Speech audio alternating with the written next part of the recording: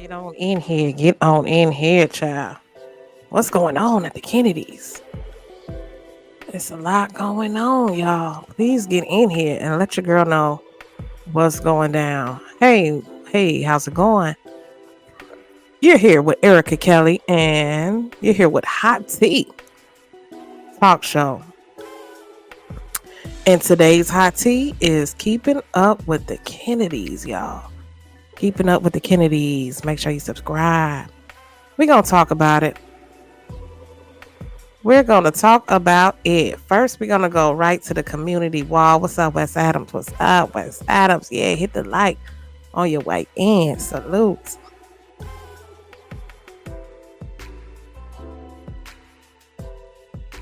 Yeah, we're going to get started. We're going to talk about keeping up with the Kennedys tonight, y'all. Yes. Get on in here.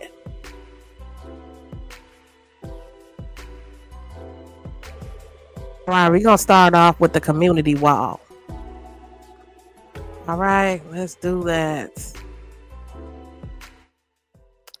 So your girl was rolling down the YouTube streets. I made a left. I turned down an alleyway and I ran past keeping up with the Kennedys. Um, it was some commotion going on that I noticed. Lux Weavers is a e-commerce first company. We focus in the home and textile segment. We've grown from a team of just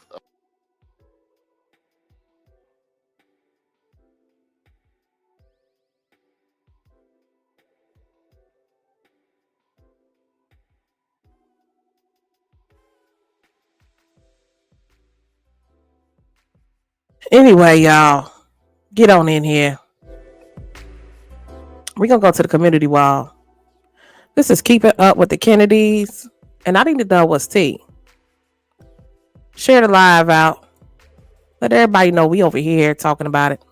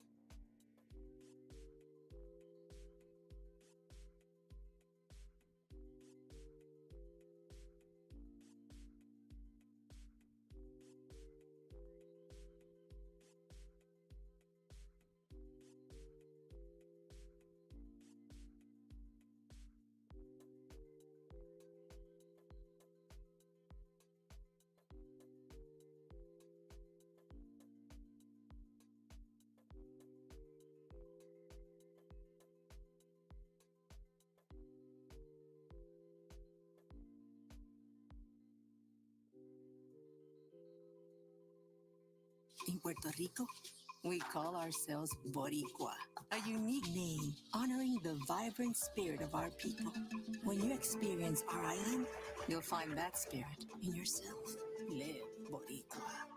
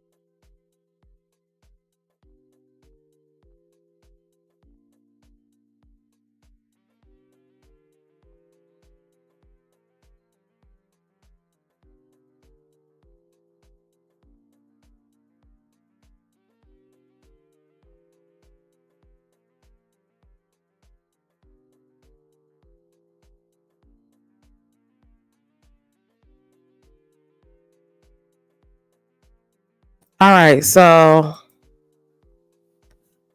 wow, prayers going out, prayers. Somebody said, take all the time you need. Take all the time you need. We will be waiting.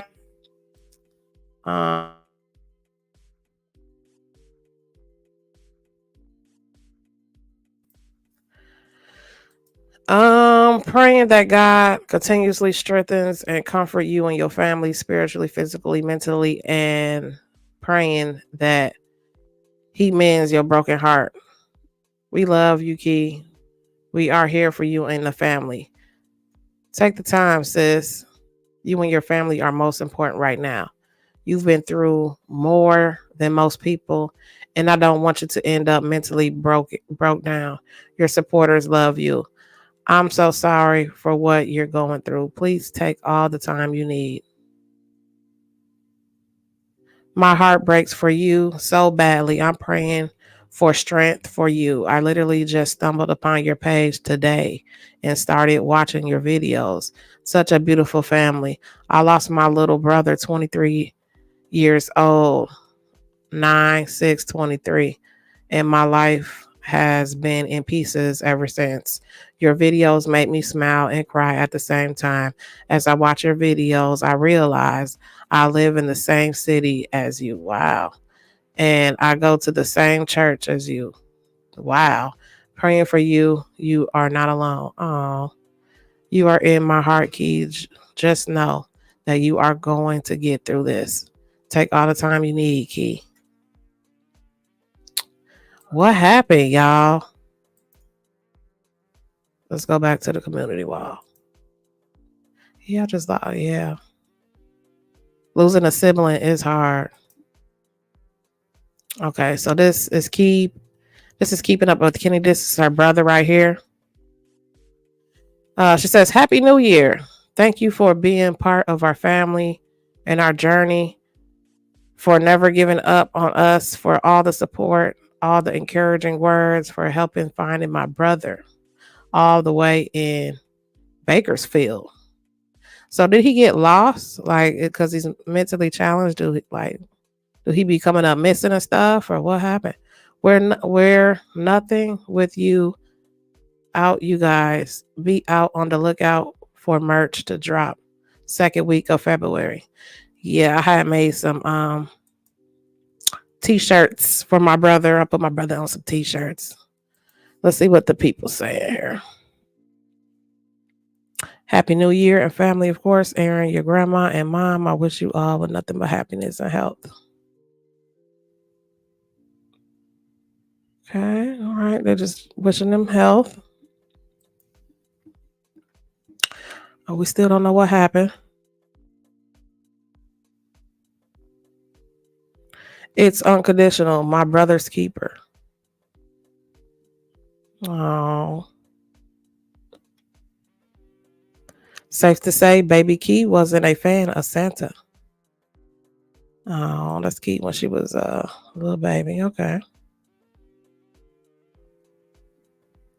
My brother's last seen location was in California. This picture has taken my brother at the in Markham Baker's. So is he missing? What's going on? Okay, we got some birthdays.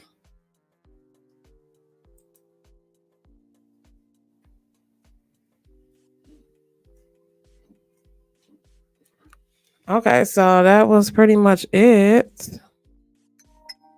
Um, so what's going on with Key and the mom, y'all?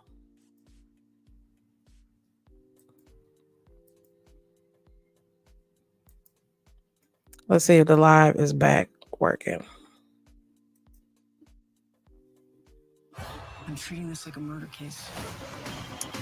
The trauma, yes, I remember that was on live Life the day you left can getting be our hard. clothes. What happened?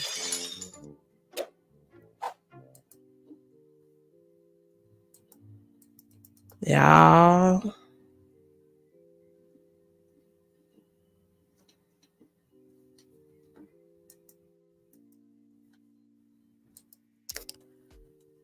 So her live is still stuck.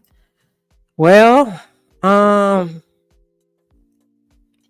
yeah, I remember Key and Strong Mommy Chrissy was going at it too. So child. Well, let's go on to some other tea. Let's go on to some other tea, man. Let's go on to some royalty. Oh, let me hide my screen real quick.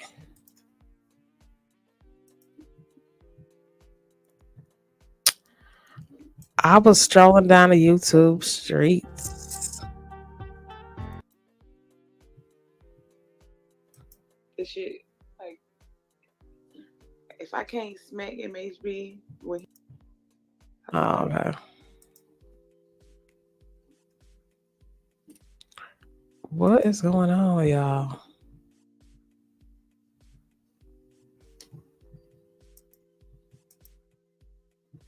All right, well, let me see if I can pull up that live. Hold on.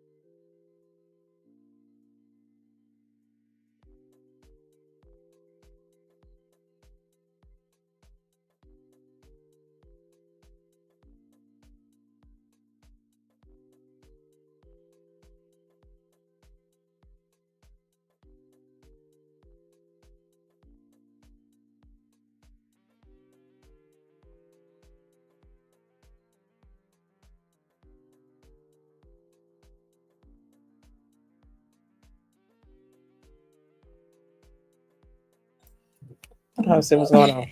I want to make sure this is completely sturdy. We're going to move that out the In way. front of the county Okay, jail. so now I'm here on Facebook Live, and I am here on YouTube Live. YouTube, if you're just now tuning in, I'm here in front of the Fresno County Jail. I'm going to give a statement about the statement that was released today from the leading detective in Fresno, California, from the Fresno PD. For my brother, Aaron David Brown.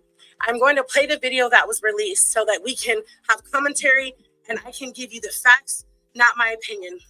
Thank you for being here and thank you for supporting me. If you are one of my supporters in my villages from my viral videos on TikTok, where I share my brother's mental illness. My brother has suffered from mental illness since he was 10 years old. He was diagnosed with schizophrenia, bipolar, PTSD, and ADHD. He has been in and out of juvenile hall, Fresno County Jail, Sacramento County Jail, and prisons all down California.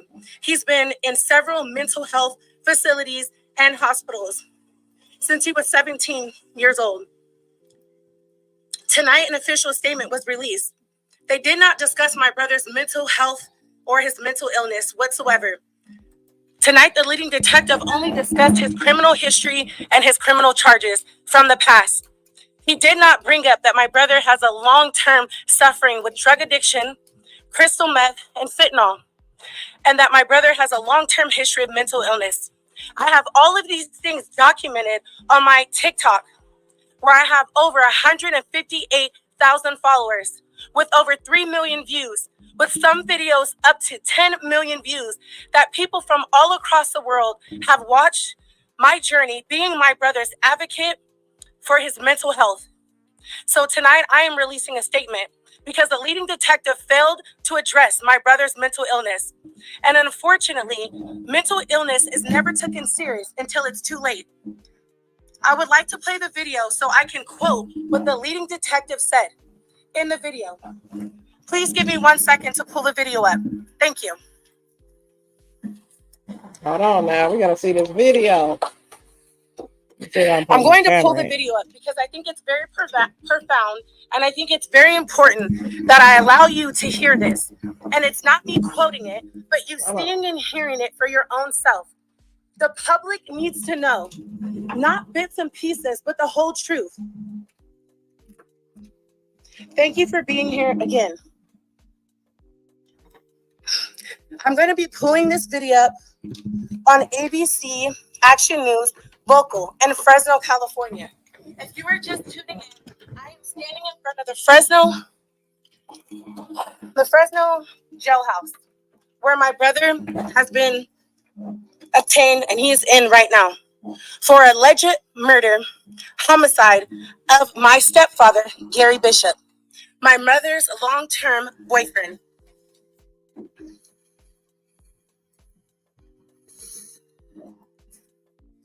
Please bear with me as I pull up the video so that you guys can hear what the leading detective said. Please look at the state of my brother's eyes. If you have ever dealt with anybody that suffered from drug addiction, provide can be green, crystal meth, fentanyl, you'll know that that's the eyes of someone very high. When my brother was picked up by Fresno PD and interrogated by the detectives, my brother was in a mental. He was 5150, completely insane. Where he then gave them a statement where he was not in his right mindset for him tonight, because I do not want him to be held up in the court of law. The statement that was given to the detective.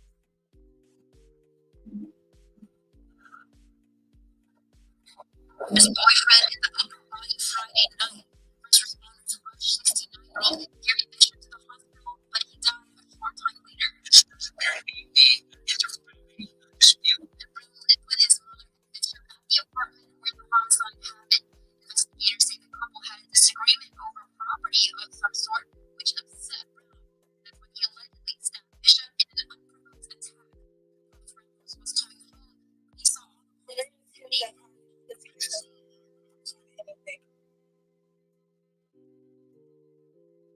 Ramos says Friday's incident is concerning. It's usually quiet. It's not quiet around there. It's still the same track that was around September 15th. My brother did not find the living with my brother was released from prison on July 7th, 2022, where he resided with my mother, Angela Hope, and my stepfather, Gary Bishop. So that's false. That's the important thing. That's the first thing I would like to correct. Police arrested him near downtown Fresno early Sunday morning after he from officers. They also recovered a knife that is a suspected murder weapon. He didn't make admissions and confessions. He made admissions and confessions that were consistent to what my mother said. My brother was under narcotics, crystal meth. He is mentally insane and suffers from mental illness, schizophrenia. He's bipolar. He hears several voices every day, every single day. You can go to my TikTok where I have recorded and documented all of these things. T+3. Also my YouTube channel where I have documented and vlogged my brother's mental illness to bring awareness in mental illness in African American people all around the world and how it looks for African American people and struggling with their mental illness. Fresno police say Brown is a gang member, but the stabbing was not a gang-motivated incident. Officers have had contact with him in the past. In 2011, he was arrested on several charges, including robbery, assault with a deadly weapon, and burglary, which landed him in prison. He was released in July last year. Please add that. So I'd like to add that they painted him as a bad person. They painted him as if he does not suffer from mental illness or schizophrenia, as if he is not manic, as if he is not 5150. But they made sure to bring up his criminal charges. They made sure to paint him in the light as a criminal. Where getting to the part that I'm getting ready to address. Thank you for being here, and if you can please share the live, I will be so greatly appreciated. Man was arrested last Monday on possession of ammunition, but was released the following day due to overcrowding. Sad state of affairs in terms of the fact that Mr. Brown was out when this incident occurred. Our belief that custody is a highlight. Brown was on post. Thank you for watching this video. And most important thing that I wanted you to hear is when the detective said, when I dropped my brother, which they don't know, but I'm here to let them know now, to probation a week and a half ago because he had violated to report to probation and he was absconding. He had fled to Bakersfield. He was sleeping outside in an abandoned building, freezing cold. I picked him up and brought him back, and I returned him to probation. I spoke to a probation officer and let them know that my brother was not okay mentally. The officer then told me, we know, we've tried to get him mental health services. I said he needs to be locked up. He is not okay. He needs help. He is in a manic state. He then told me they were violating him and they were taking him to the Fresno County Jail, where they were then going to hold him. My brother was released in less than 24 hours at 3 a.m. that same day, where he walked from the Fresno County Jail back to my mother's house. Less than a week and a half later, allegedly, this happened. And you hear the detective say, if we wouldn't have released him, this probably wouldn't have happened. I am here to challenge the justice system, the Department of Corrections, the Fresno County Jail, probation, parole, everybody involved. You just said that if this wouldn't have happened, I have been my brother's biggest advocate, asking and begging and pleading for help for him, from probation, from parole, for many years, that he is not okay, that he needs help. And when you watch them give an official statement and say, without saying, we felt and this could have been prevented, do we then challenge the system and say, you too are at fault, you too are at blame? Because I spoke to the probation officer once they escorted my brother outside of the probation office and put him in handcuffs in the back of a police car. I told them that my brother needed help, and they still released him. How do we help and change the system that when the jails are overpopulated, which I'm standing in front of right now, how do they determine who has to go, who is at risk to themselves, and who is at risk to the public? Because that is what the system is put in place for, to protect, for peace. And that didn't happen. And he stood in front of everybody of the news, of the community of Fresno, California, on ABC News and said, this could have been prevented. How? How do we hold them accountable? How? When I've been pleading and pleading, how does a statement that my brother gave allegedly to detectives when he was detained, how is that going to be held up in court when my brother is completely gone? He suffers from mental illness. He is manic. He is psycho. He is not there. And I have a long history of documentation, of videos of my brother being gone, mentally ill. How do we now say to the system, it too is your fault? He said it on the news. And I do not like that we did not give the whole truth. My brother is fighting a long-term battle with drugs. My brother was high when he was picked up. My brother was in a manic episode. My brother was gone. How is that statement going to be held in the court of law? The statement that his alleged girlfriend gave the night of the alleged incident. She also, too, was high off of crystal meth. Was my brother drug tested? How did you determine that what he gave a lot lined up if he was under the influence? if he was out of it. When I spoke to the detective earlier that day and told him that my brother suffers from a long term of mental illness, I told the detective that he was just taken to probation from scamming and they took him in and they released him. I gave the detective that information. How do we hold the system accountable when they go on live television and say, well, hey, we dropped the ball?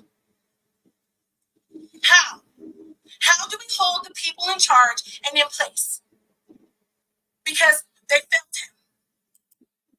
The system is not built for people like my brother and so many other African American males that suffer from mental illness. I also would like to release an official statement from me. This is very heartbreaking to say, but my brother's life is on the line. And I know my mother is showing signs of lying. And it breaks my heart to stand before my phone on my social media and say this. But I do not believe that my mother is telling the truth. My mother is not behaving in a way that you behave when you allegedly witness a crime of that sort. My mother did not stay at my house. She left before the 48 hours were over, and she immediately returned back to the apartment and has been there since. She's behaving in a way that is not a victim or scared or broken. I will not say the other things that she has said. I will say that to the detectives tomorrow morning when I call them. But since an official statement was released and my brother is in no way in any mental state to speak, because I came here to the Fresno County Jail yesterday to speak to my brother. And when they allowed me to go back there, he could not even pick up the phone. My brother stood there like this, and I will show you.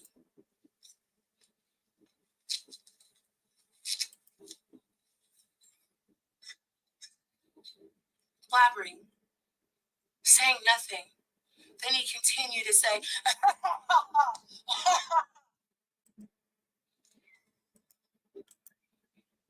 and since my brother cannot speak for himself, yes, I will be advocating for him to claim insanity because he is insane.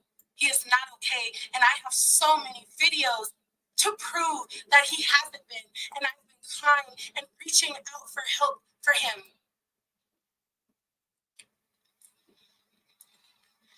And when detectives decide to make a statement and don't include that my brother is under narcotics and crystal meth, and that people that made statements were also under the influence of drugs, how can we take that and say that this is possibly, maybe, hypothetically, allegedly, the truth, when they are not in their right mind, when they are under a hallucination, when they are under a drug that makes you think and see things that are not there.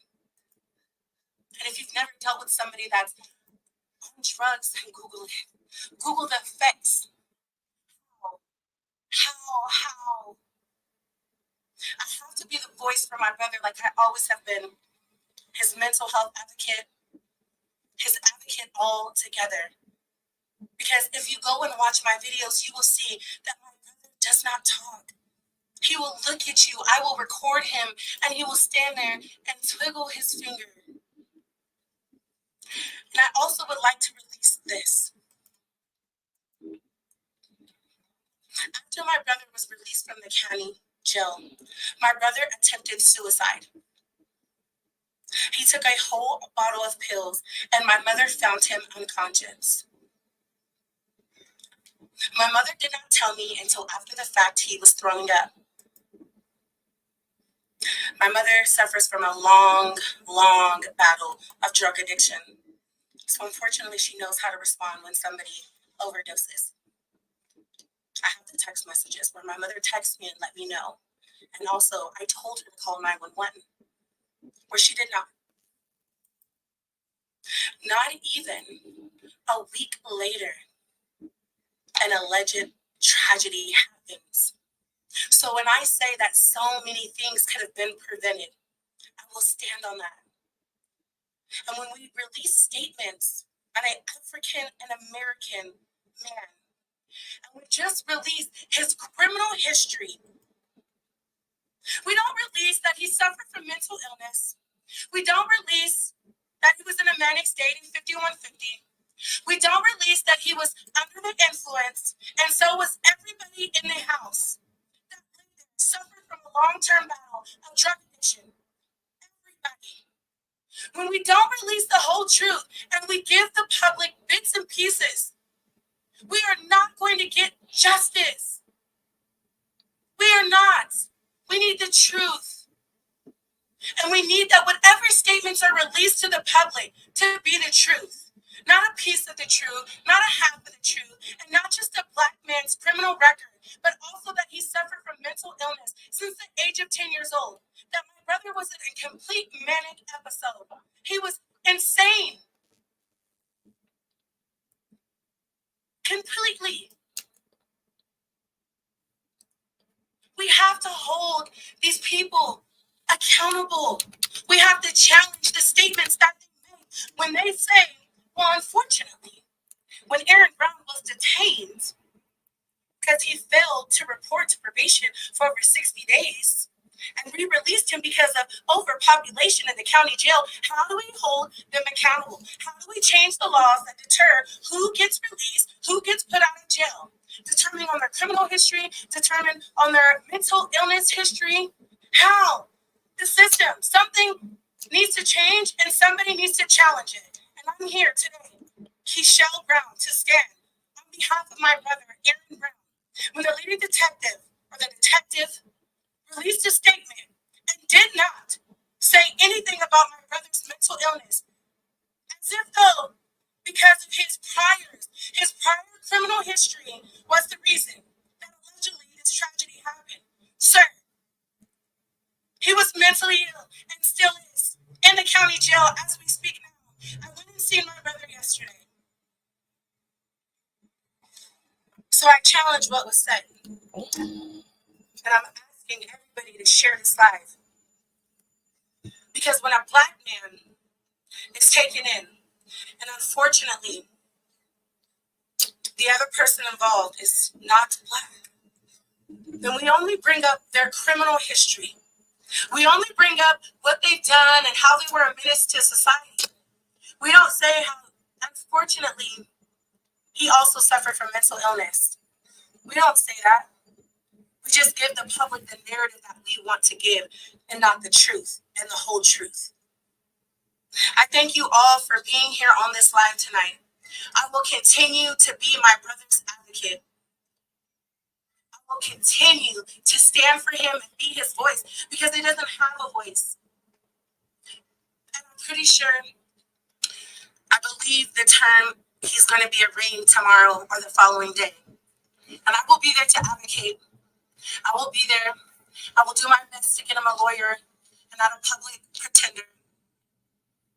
I will do my best to stand in the gap, not just for him, but every black man in the system who doesn't have a voice for them like me, who isn't going to speak out and challenge the system.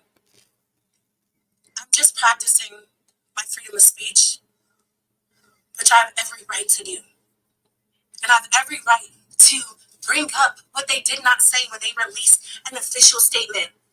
And they did not say that my brother, Aaron David Brown, suffered from mental illness and he was not in the right state of mind. And still isn't, as he is in the county jail right now.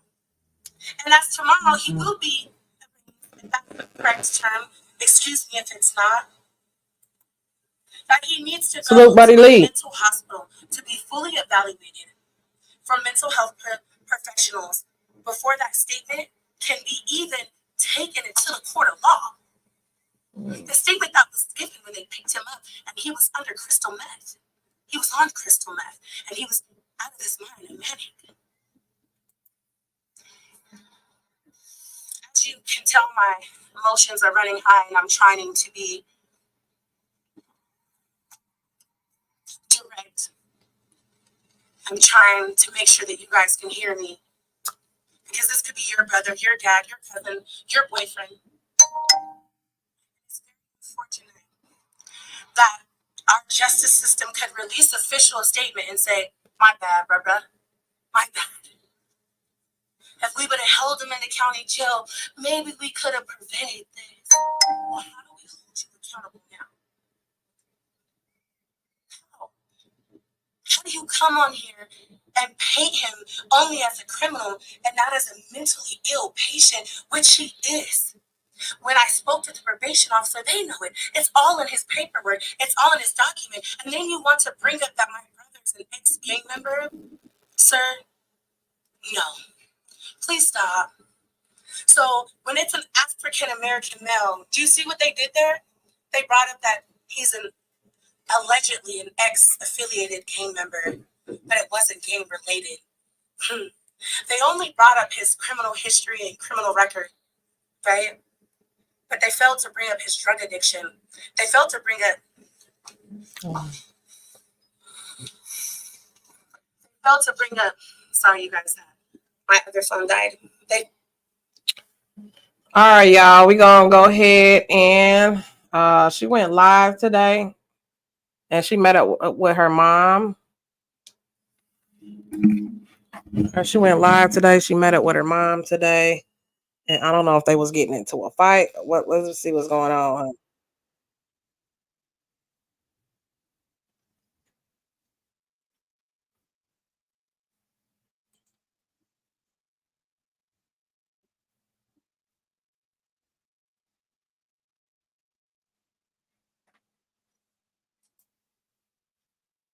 Hold on.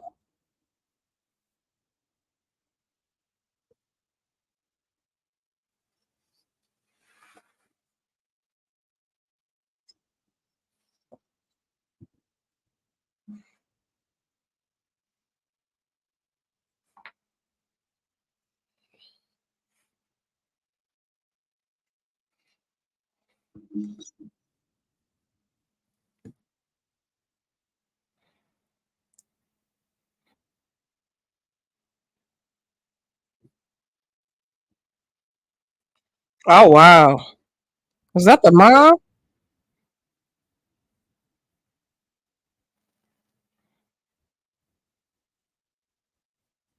Oh wow, the mom.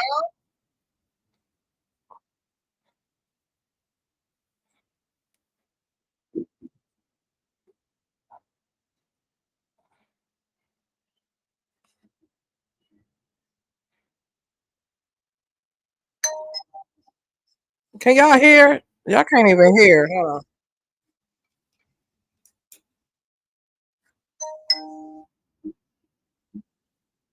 I'll rewind it. Y'all didn't even hear it. Hold on.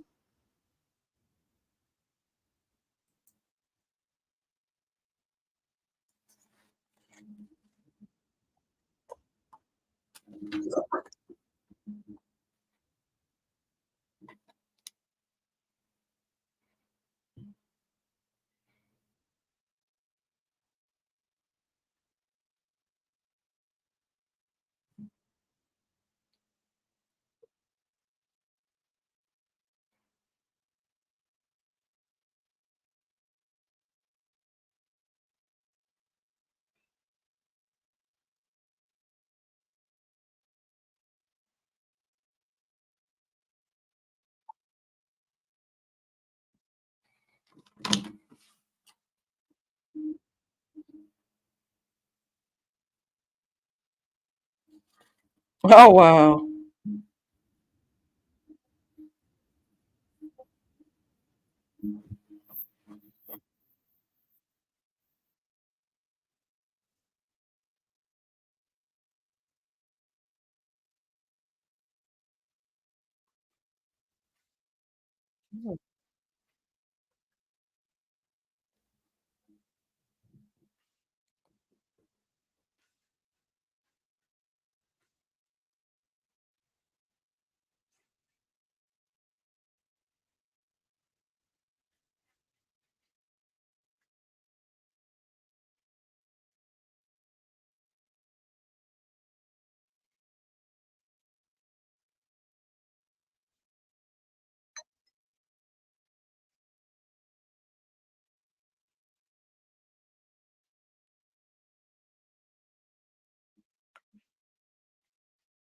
So,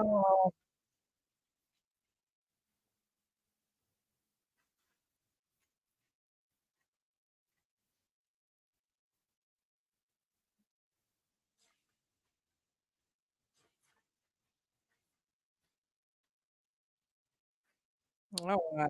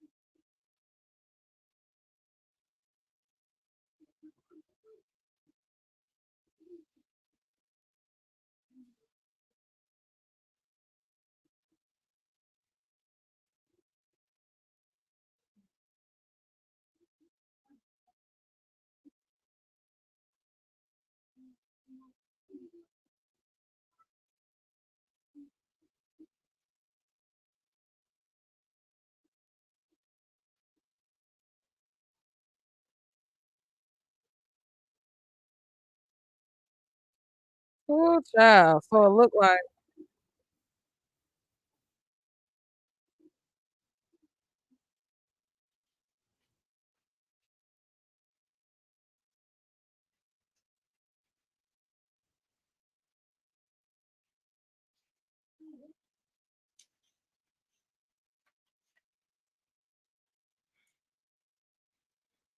oh child.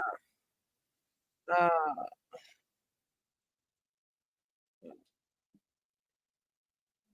all right, there's a lot going on, y'all. With Key Plus Three, make sure you subscribe to Key Plus Three.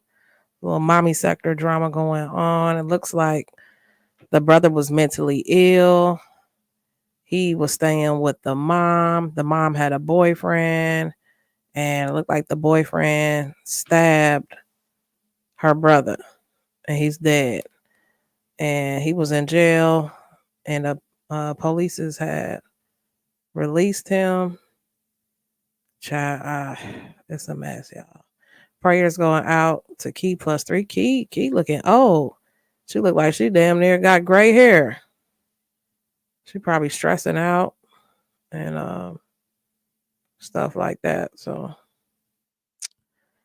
well, prayers go out to Key Plus Three. This is a quick little reaction. We had to get the tea while it's hot in the kettle. I'll see you on the next reaction.